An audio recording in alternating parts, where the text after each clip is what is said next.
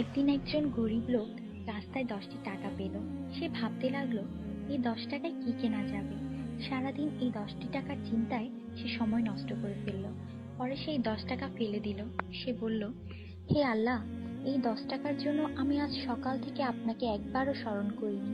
সেই সব লোক আপনাকে কিভাবে স্মরণ করে যাদের লাখ টাকা আছে? আল্লাহ সুদ হারাম করে দিয়েছেন, আমরা ব্যাংক বানিয়েছি। আল্লাহ জীবনকে সীমিত করেছেন, আমরা ঘড়ি বানিয়েছি।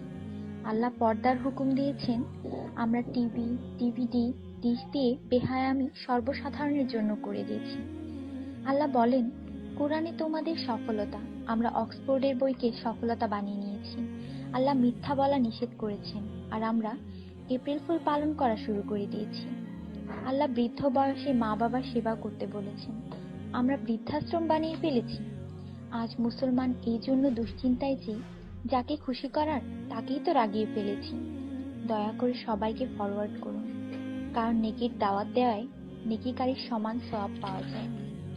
একটু ভাবুন, আজান যখন হয় তখন টিভির ভলিউম কমানো হয়, কিন্তু নজর টিভিতেই থাকে। আর মনে মনে বলি, আজান যাতে তাড়াতাড়ি শেষ হয়। এতেই কি আজানের মর্ম? আপনি নিজে আপনার মনকে প্রশ্ন করুন। আজানের জবাব দেওয়ার চেষ্টা করুন, যাতে মৃত্যুর পর কালিমা তাইয়্যিবা আমাদের নসিব হয়। অনুরোধ, এই মেসেজটি সবার কাছে পৌঁছে দিন। বন্ধুরা, আমাদের দাওয়াতে যদি কেউ না আসে, আমরা রাগান্বিত হই। আল্লাহর পক্ষ থেকে আমাদের জন্য প্রতিদিন 5 বার দাওয়াত আসে, আর আমরা নামাজ পড়ি না। তাতে কি আল্লাহ আমাদের উপর রাগান্বিত হন না? এটি শুধু মেসেজ না, বাস্তবতা।